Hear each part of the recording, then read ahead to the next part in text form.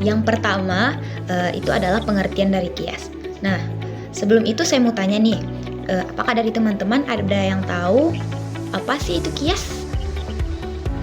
Ya, betul sekali. Jadi, kias itu secara etimologi berasal dari kata qadaro yang artinya mengukur, menyamakan, membandingkan sesuatu dengan sesuatu yang semisalnya. Nah, menurut ulama usul fiqih, kias itu adalah menetapkan hukum sebuah peristiwa yang tidak ada di dalam Al-Quran ataupun hadis dengan cara kita bandingkan dengan sebuah peristiwa yang ada nasnya di dalam Al-Quran dan hadis, sebab ada persamaan atau ilat di dalamnya. Nah, misalkan antara si A dan si B. Nah, si A ini adalah Anto dan si B adalah Budi. Nah, di antara si Anto dengan si Budi ini mereka mempunyai persamaan, yaitu mereka sama-sama memakai kacamata. Atau antara si Adilah dengan si Farhan, itu mereka mempunyai persamaan bahwasanya mereka sama-sama berasal dari HKA, lokal HKA. Nah, apa dalil yang mendasari tentang kias ini? Yaitu terdapat dalam Quran surat An-Nisa ayat 59 yang berbunyi Bismillahirrahmanirrahim. Ya ayyuhalladzina amanu ati'ullaha wa ati'ur rasul wa ulil amri minkum fa in tanaza'tum fi syai'in farudduhu ilallahi wa rasul in kuntum mu'minina billahi wal yawmil akhir dzalika khairun wa ahsanu ta'wila. Yang artinya, hai orang-orang yang beriman, taatilah Allah dan taatilah Rasul Nabi Muhammad serta ulil amri di antara kamu. Nah, jika kamu berbeda pendapat tentang sesuatu, kembalikanlah kepada Allah dan Rasul-Nya. Jika kamu beriman kepada Allah dan hari akhir, yang demikian itu lebih baik bagimu dan lebih bagus akibatnya di dunia dan akhirat. Nah, dari ayat ini dapat kita ambil pengertian bahwasanya jika kita ingin menetapkan sebuah peristiwa tapi tidak ada dalilnya di dalam Al-Quran dalam Al-Quran ataupun hadis, nah kita bisa menanyakan pendapat ulil amri, kita bisa mengikuti ulil amri seperti yang disebutkan dalam ayat. Jadi mengikuti ulil amri itu ada sekali banyak cara, yaitu salah satu metodenya adalah metode kias ini. Selanjutnya adalah rukun kias. Nah, rukun kias itu ada 4. Yang pertama itu adalah asal. Asal itu adalah sebuah peristiwa yang telah ada dasarnya atau nasnya tercantum di dalam Al-Quran ataupun hadis. Nah, yang kedua adalah faro'. Faro' itu adalah cabang, yaitu peristiwa baru yang tidak ada hukumnya atau dasarnya di dalam Al-Quran ataupun hadis. Nah, yang ketiga adalah hukum asal, yaitu hukum dari si asal, dari poin yang pertama tadi. Yang keempat itu adalah ilat. Ilat itu adalah persamaan antara faro' dengan asal. Nah, contohnya seperti ini. Meminum whisky, vodka, minuman-minuman beralkohol, narkotika, itu kan tidak ada hukumnya di dalam Al-Quran ataupun hadis. Benar atau bukan? Benar bukan? Nah, jadi minuman-minuman whisky, vodka, alkohol atau narkotika itu dasarnya tidak ada di dalam Al-Quran ataupun hadis. Nah, kita ingin menentukan, kita ingin tahu hukum dari minuman-minuman tersebut. Dengan cara apa? Kita bandingkan dengan sebuah peristiwa yang mempunyai kesamaan, yang dalilnya ada di dalam Al-Quran atau hadis, yaitu kita bandingkan atau kita lakukan persamaan dengan minuman khamar. Bahwasanya minuman khamar itu adalah minuman yang haram, yang diharamkan oleh Allah. Dari mana kita tahu? Bahwasanya dijelaskan dalam Al-Quran, Quran surah Al-Maidah ayat 96 yang berbunyi, Ya ayyuhalladzina amanu innamal khamru wal maisir. Dan ayat selanjutnya yang artinya, hai orang-orang yang beriman, sesungguhnya Allah mengharamkan minuman khamar, berjudi, menyembah berhala, dan mengundi nasib itu adalah perbuatan syaitan. Nah, antara minuman vodka, whisky, alkohol atau narkotika dengan khamar itu mempunyai persamaan ilat, yaitu berakibat memabukkan bagi peminumnya dan itu mengakibatkan rusaknya akal. Nah, jadi dapat kita urutkan poinnya bahwasanya asalnya di sini adalah minuman khamar, yaitu telah dicantumkan di dalam Al-Quran ataupun hadis.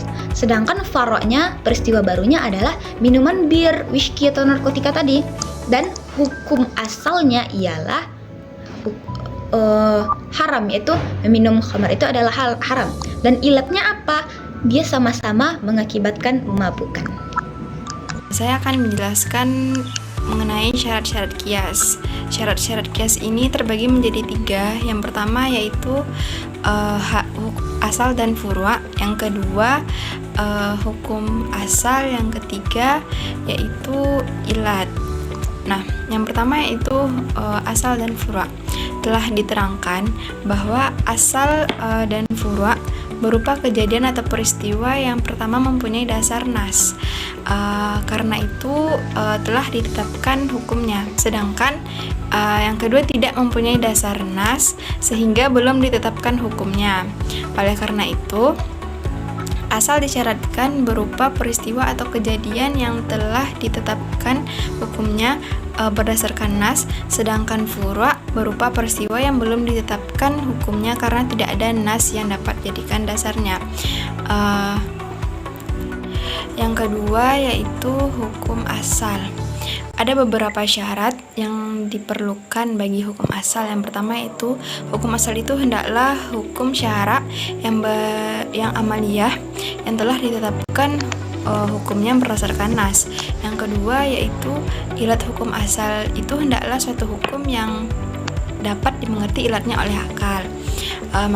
Jika ilat hukum asal ini tidak dapat dicapai oleh akal, maka tidak mungkin hukum asal ini digunakan untuk menetapkan hukum pada peristiwa atau kejadian yang lain secara qiyas. Yang ketiga itu hukum asal itu tidak merupakan hukum pengecualian atau hukum yang berlaku khusus untuk suatu peristiwa atau kejadian tertentu. Yang ketiga yaitu ilat. Ilat ialah suatu sifat yang ada pada asal, yang sifat itu menjadi dasar untuk menetapkan hukum asal, serta untuk menentukan hukum pada furu' yang belum ditetapkan hukumnya. Seperti menghabiskan harta anak yatim merupakan suatu sifat yang terdapat pada perbuatan memakan harta anak yatim yang menjadi dasar untuk menetapkan hukumnya hukum menjual harta anak yatim. Ada syarat yang mensahkan ilat menjadi dasar qiyas. Yang pertama, ilat harus merupakan suatu sifat atau keadaan yang zahir. Yang dimaksud dengan zahir ialah makna yang jelas dan tampak sehingga ia menjadi suatu yang menentukan.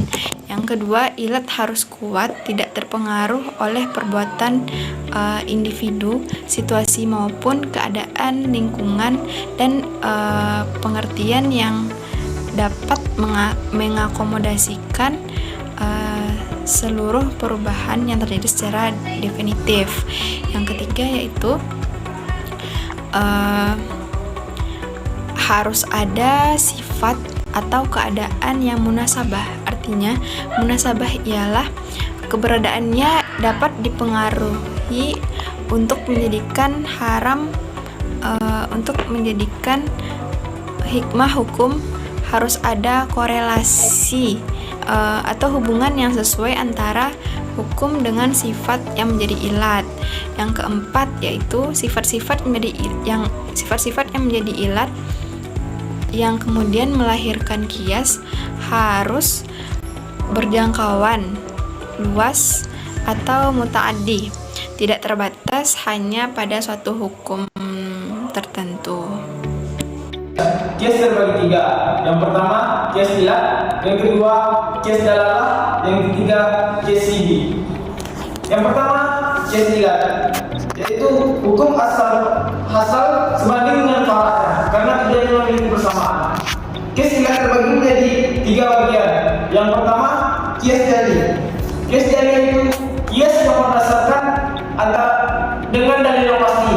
Tidak ada kemungkinan kecuali dari dalil yang pasti. Kias jadi terbagi menjadi tiga bagian. Yang pertama kias yang berdasarkan kata-kata.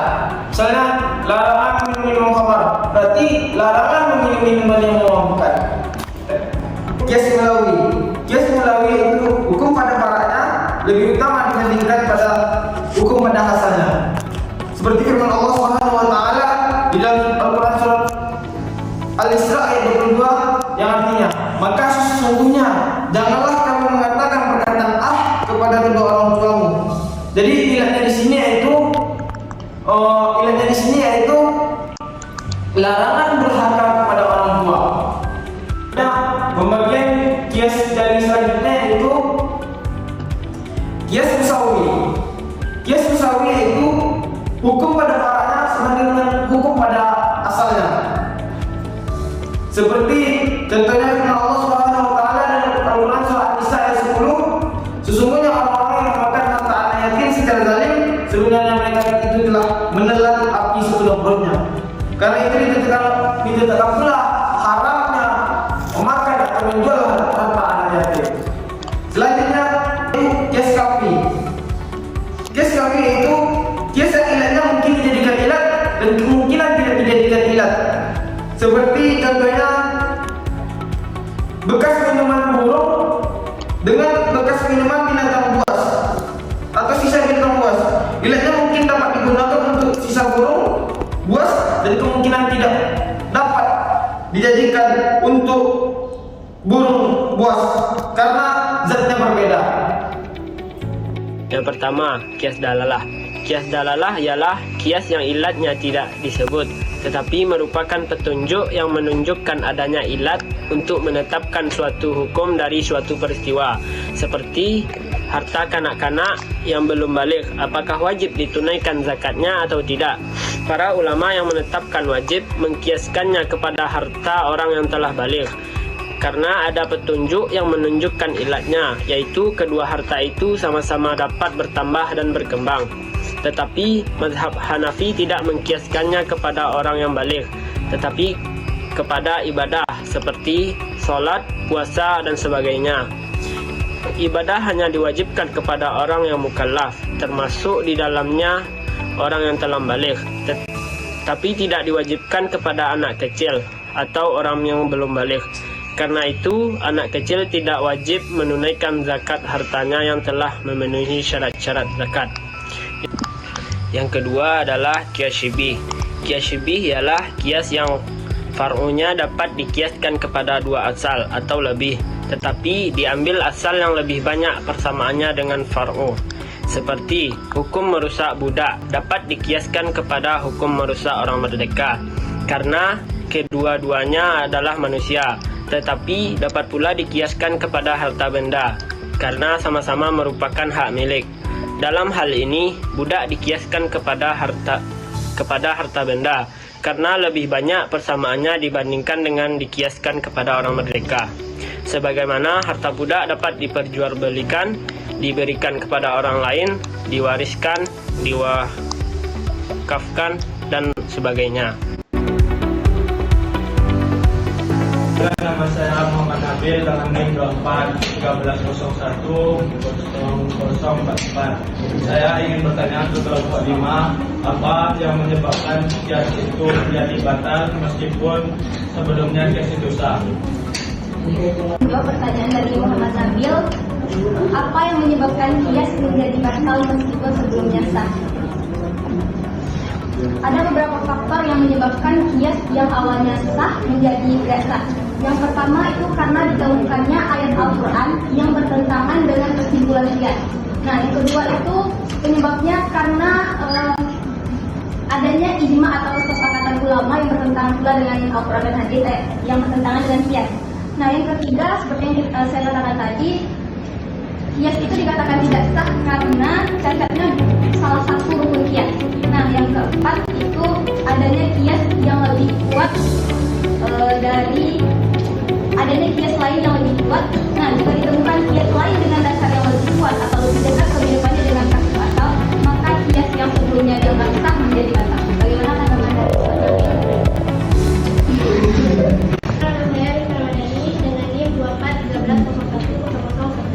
Saya ingin bertanya kepada kelompok 5, apa kedudukan kias dalam hukum Islam? Terima kasih. Kedudukan kias dalam hukum Islam ialah sebagai sumber hukum dan menentukan bagaimana hukumnya suatu perkara yang telah memenuhi hukum kias. Sebagai contoh dalam surah Al-Isra ayat 23, dan Tuhanmu telah memerintahkan supaya kamu jangan menyembah selain Dia, dan hendaklah kamu berbuat baik kepada ibu bapakmu dengan sebaik-baiknya. Jika salah seorang di antara keduanya atau kedua-duanya sampai berhubungan dalam peliharaanmu, maka sekali-kali janganlah kamu mengatakan kepada keduanya perkataan A, dan janganlah kamu membentak mereka dan ucapkanlah kepada mereka perkataan yang mulia. Nah, dari arti ayat tersebut menerangkan salah satu keutamaan berbakti kepada kedua orang tua, yakni memperlakukannya keduanya dengan perbuatan atau perkataan yang baik. Maka dengan ayat tersebut dapat dijelaskan bahwa memberikan perlakuan buruk kepada kedua orang tua seperti memukul atau memakinya memiliki tingkat pelarangan lebih tinggi daripada perkataan A. Bagaimana sikap Anda? Perkenalkan, nama saya Muhammad Rizal Abdul 24/13/1996. Apa perbedaannya kias dalalah dan kias syibih dalam prinsip dan penerapannya? Apa yang membedakan kias dalalah dan kias syibih dalam prinsip dan penerapannya? Kias dalalah berfokus pada adanya ilat yang tidak disebutkan secara eksplisit, tapi ada petunjuk yang menunjukkan adanya ilat untuk menetapkan hukum. Dalam hal ini, ilat menjadi dasar bagi penetapan hukum meskipun tidak disebutkan secara langsung dalam nas. Penerapannya yaitu kewajiban zakat pada harta anak-anak, pada harta orang dewasa. Kias syibih melibatkan perbandingan antara furu' dengan dua asal atau lebih dan memilih asal yang paling banyak. Persamaannya dengan furu'. Contohnya adalah pada kesamaan struktural dan fungsi antara kedua kasus. Penerapannya tentang merusak budak dapat dikiaskan kepada hukum merusak orang yang merdeka. Menyelesaikan hukum Islam. Kias berperan dalam menyelesaikan hukum Islam dengan menyamakan ketentuan hukum yang sudah ada dengan hukum yang baru diatur. Di antaranya memecahkan masalah hukum, menyesuaikan hukum Islam, memungkinkan ijtihad dan mengembalikan kasus kepada Allah dan Rasulnya. Bagaimana saudara-saudari